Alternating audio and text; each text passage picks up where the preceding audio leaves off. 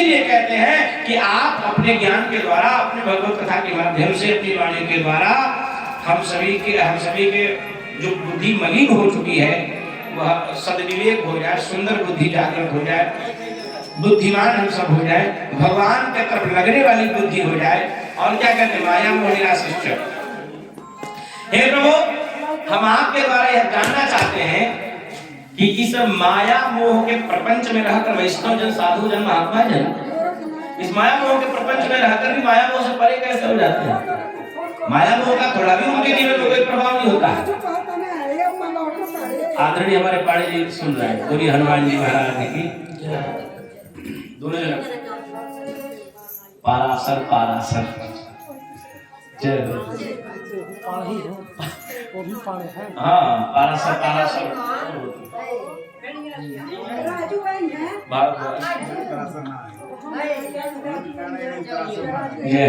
पारासर पारासर भारतवर्ष सांडिल्य मुनि, कात्यायन मुनि सब महामहित उपस्थित हुए हैं। जय हो, जय जय। बोले श्याम रामचंद्र भगवान की। हाँ, ध्यान से सुनिए। कहते हैं कि महाराज एक बात बताए कि माया मोह निराशिष्ट वैष्णव कहते कथम, वैष्णव जन भी तो संसार में रहते हैं, तो ये संसार तो माया युक्त है, माया से तो परे नहीं है। तो आखिर वैष्णव जन संसार में रह करके भी माया मोह से परे कैसे हो जाते हैं? जन्म तो उनका माया में ही होता है। फिर माया में जिसका जन्म हुआ हो, माया में भी पल रहा हो, रह रहा हो, और माया से परे कैसे? हम आपसे जानना चाहते हैं, कृपा कर विस्तार पूर्वक हमें सुनाने का, समझाने का प्रयत्न करें। बोलिए हनुमान जी महाराज की। और क्या कहते हैं, यह प्रभु यह घोरे करो प्रायो जीवश्चास्वतांगता। इस कलयुग के प्रभाव से जीव जो है यह काल मुखग्रासम, कलयुग रूपी काल के मुख के ग्रास बना हुआ है। कलयुग रूपी पापी अघ के अहि के मुख का यह ग्रास बना हुआ है। एक पैर हर आदमी का, एक पैर काल के मुख में है, हर आदमी का एक पैर काल के मुख में। और हम सभी को शायद इसका अनुभव करना चाहिए कि हाँ, काल मेरे सर पर है। इसीलिए मुझे लगता है कि भगवान शंकर जी के सर पर सांप रहता है। शंकर जी के सर पर आप लोगों ने सांप देखा होगा, गले में भी रहता है सांप, सर पर भी रहता है। क्यों? इसने शंकर जी से पूछा कि प्रभु ये सर पर सांप रखना क्या है? भगवान शंकर कहे कि दुनिया में कहीं रहो, एक बात याद रखो, काल सर पर ही है। अर्थात आज ये समझ लीजिए महाराज जो सब प्रश्न कर रहे हैं कि प्रभु सभी इस कली काल के सभी जीव जो है ये सब कालग्राही हो चुके हैं। कलयुग रूपी जो है कि ये ग्रह जो है ये सभी के ऊपर अपना ग्रहण लगा चुका है। इसलिए किस प्रकार इनका निराकरण हो सकता है, किस प्रकार इनका निवारण हो सकता है, किसका कौन सा साधन करे, कौन सा भजन करे, कृपा कर आप विस्तार पूर्वक इन प्रसंगों को सुनाइए। बोलिए हनुमान जी महाराज की। तब जाकर के श्री सूत जी महाराज सबसे पहले तो सौनक जी महाराज को प्रणाम करते हैं। प्रणाम करके कहते हैं कि धन्य हो महाराज, आप जैसे श्रोता को मेरा प्रणाम है। ध्यान से सुनिएगा, श्रोता भी बढ़िया मिलना बड़ी सौभाग्य की बात है। वक्ता के लिए बड़ा बढ़िया हो जाता है अगर श्रोता बढ़िया मिल गया तो।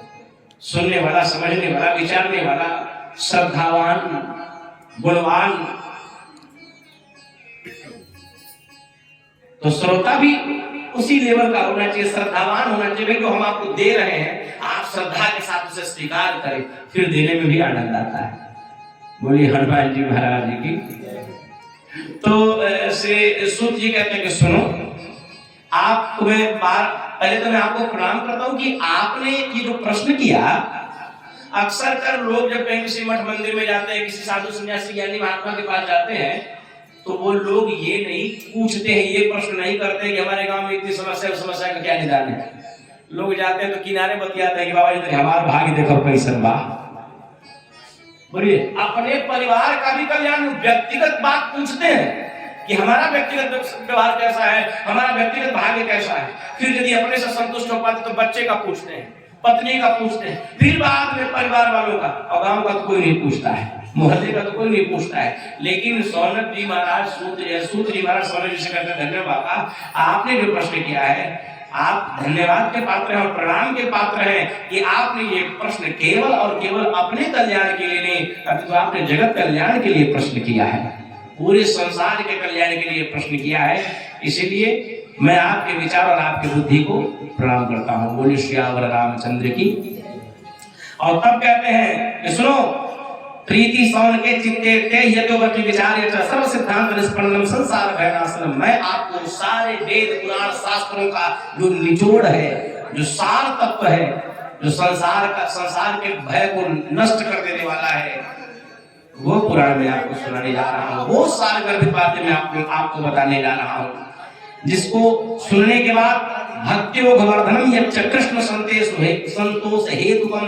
जिसको सुनने के बाद भगवान कृष्ण के चरणों में भक्ति प्रकट हो जाएगी, भक्ति आ जाएगी, और जीव जो है संतोष कारण, जीव के संतोष का मुख्य कारण जो पुराण है, जो कथा है, जो सत्संग है, वो मैं सुनाने जा रहा हूँ। जिसको सुनने के बाद जीव को संतुष्टि मिलेगी, शांति मिलेगी। कहते हैं कि काल प्यार महग्रासम त्रास निराश हेतवे श्रीमद् भागवतम शास्त्रम कलो कीरेण भाषितम।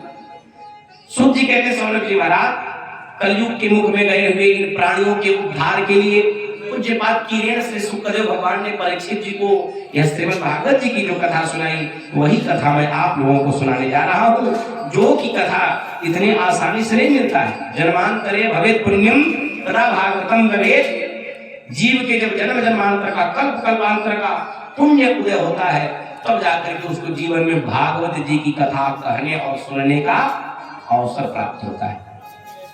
इस गांव में, इस मोहल्ले में बहुत अरबपति खरबपति होंगे इस दुनिया में, लेकिन सबको यह सौभाग्य नहीं मिलता है कि वे अपने घर में भागवत जी की कथा करावे और 9 दिन और 10 दिनों तक बैठ करके प्रेम पूर्वक सुने।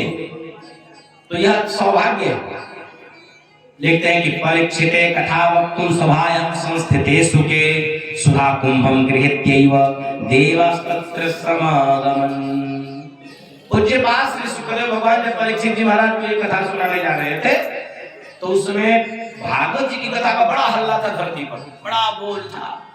अब आजकल के 25 वर्ष 30 वर्ष पहले का इतिहास देख लें, कहीं कथा होती थी भागवत जी की, तो कहां से ग्रामीण अंचलों में तो भाई 2 किलोमीटर 3 किलोमीटर 2 कोस 4 कोस से लोग पैदल चले आते थे भागवत जी की कथा सुनने।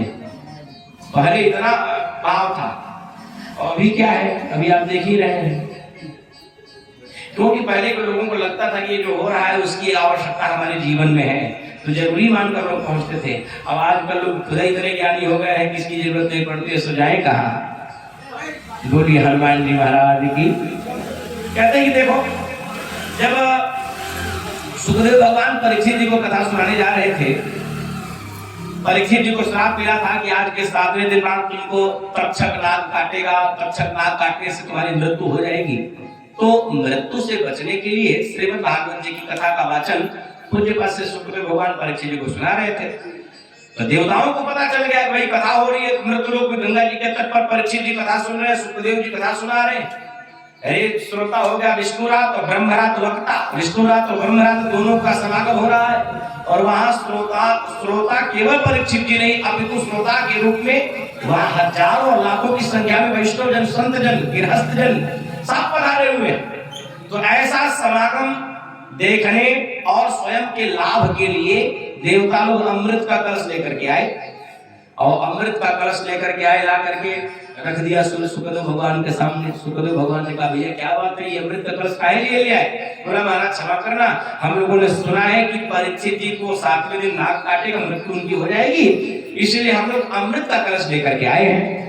पूज्य पाद से सुखदेव भगवान ने कहा, तो अमृत लेकर के आओ, तो बदले में कुछ चाहिए तो नहीं?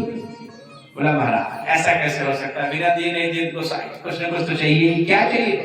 बोला, जो कथा आप परीक्षित जी को सुनाने जा रहे हैं, वे कथा आप कृपा करके हम सबों को सुना दे, और यह अमृत परीक्षित को पिला करके परीक्षित जी को अमर कर दीजिए। ध्यान से सुनिएगा, अमृत पिला करके अमर कर दीजिए। लेकिन जब इन्होंने कहा कि हम इसका मोल भाव कर रहे हैं कि इसके बदले ये मिल जाए, तो कथा इन देवताओं को पूज्य पाद श्री सुखदेव भगवान श्रद्धालु और भक्त न समझ करके अभक्तास्त्र विज्ञाय, हाँ अभक्त समझ करके, व्यापारी समझ करके, यानी व्यापारी समझ करके आए, भगवान की कथा का मोल कर रहे हैं। इसीलिए उन्होंने तुरंत वहां से उन देवताओं का वहां से खदेड़ दिया कि जल्दी यहाँ से भगवान अमृत का कलश लेकर के। तुम्हारे स्वर्ग लोक का अमृत जो है केवल और केवल अमर कर सकता है, लेकिन भगवान की कथा ऐसी है जो जीवन मरण के बंधन से जीव को मुक्त कर देती है। अच्छा, रामचरितमानस में एक बात और आता है कि सगुण उपासक मोक्ष न लेहि। जो सगुण उपासक होते हैं वो मोक्ष भी नहीं मांगते, मुक्ति भी नहीं मांगते। जो भगवान का सच्चा भक्त होता है वो मुक्ति भी नहीं मांगता है। ताकह राम कृपा निज देहि। जो सगुण उपासक होता है वो मोक्ष भी नहीं मांगता है, वो चाहता है मेरा संसार में आवागमन बना रहे, मैं बार बार जन्मूं, बार बार मरूं। लोग कहते हैं, एक बात बताओ, ये सारे संसार के ज्ञानी लोग चाहते हैं कि मेरा जन्म मरण के चक्कर से मैं मुक्त हो जाऊं, और तुम बार बार जन्मना बार बार मरना चाहते हो, क्यों?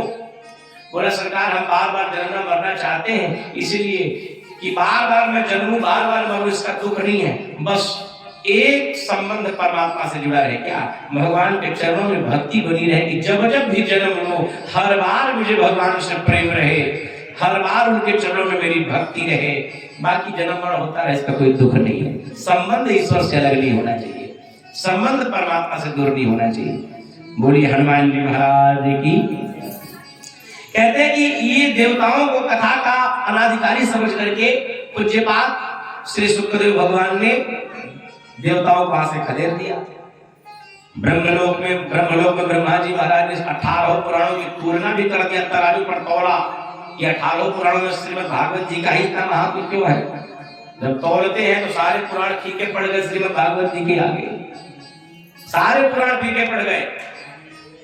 सारे पुराणों को नीचे रख करके सबसे ऊपर श्रीमद् भागवत जी को रखा गया था। एक फाटक बंद कर दिया गया, ताला सुबह खोला गया, मंदिर के अंदर लोग जाते हैं तो क्या देखे कि सारे पुराणों के नीचे श्रीमद् भागवत जी सबसे नीचे पहुंचे, ऊपर से सबसे नीचे।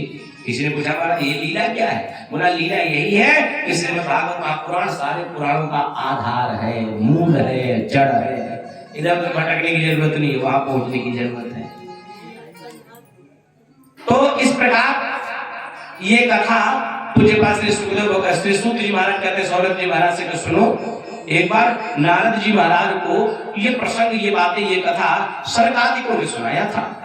सरकादिक और ब्रह्मा जी के 4 मानस पुत्र सनातन, सनत कुमार, सरक और सनंदन, इन चारों भाइयों ने नारद जी को जजमान बनाकर, भक्ति ज्ञान वैराग्य को निमित्त बनाकर नारद जी की अध्यक्षता में ये प्रसंग सुनाई, ये कथा सुनाई। वो प्रसंग मैं तुम सभी को सुना रहा हूं, आप कृपा कर सुने। श्री सूत जी कहते हैं सौनकादिक ऋषियों को। सौनक जी महाराज ने प्रश्न किया, महाराज एक बात बताए, ये लोक विग्रह मुक्तस्य नारदस्य अस्थिरस्य च, ये नारद लोक विग्रह से मुक्त, हमेशा इधर उधर भटकने वाले, एक क्षण भी कहीं शांत नहीं रहने वाले, उनको ऐसा श्राप मिला हुआ है भाई वो एक मिनट कहीं अस्थायी रुकेंगे नहीं, इधर उधर भटकते ही रहना नारद जी को। बड़ी प्राचीन लीला है नारद जी की। दक्ष जी महाराज के पुत्रों को बार बार बैरागी बना दे रहे थे। दक्ष जी के पुत्र जब तपस्या के लिए निकले, अच्छा पुराने जमाने में, पुराने जमाने क्या, अगर थोड़ा सा कंपेयर आजकल इस भौतिक जीवन से करें तो लगभग मेल जोल खाता है। पुराने जमाने में आदमी जब जन्म लेता था, जन्मने के बाद जब कुछ बुद्धिमान हुआ तो उसको तपस्या के लिए भेज दिया जाता था। फिर तप करके, विद्वान होकर के, पूर्ण ज्ञानी होकर के जब आता था फिर उसका विवाह किया जाता था। क्यों?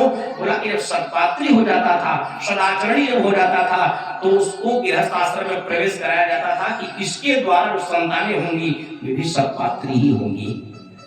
आज भी व्यक्ति को पढ़ाया जाता है, पार भेजा जाता है, पढ़ा लिखा करके बुद्धिमान बनाया जाता है, योग्य बनाया जाता है, फिर उसका विवाह किया जाता है। तो जब व्यक्ति योग्य बन जाता है फिर विवाह जब उसका हो जाता है तो उसके द्वारा संतानें भी अच्छी होती हैं, समाज की सेवा करने वाली होती है। लेकिन कहीं कहीं ऐसा भी है, ग्रामीण अंचल में अक्सर देखने को मिलता है कि जब लड़का बिगड़ जाता है तो लोग कहते हैं काम किया जाए, और इसका विवाह करा दिया जाए, विवाह कर दीजिए, जब बहुरिया घर में आ जाएगी ये सुधर जाएगा।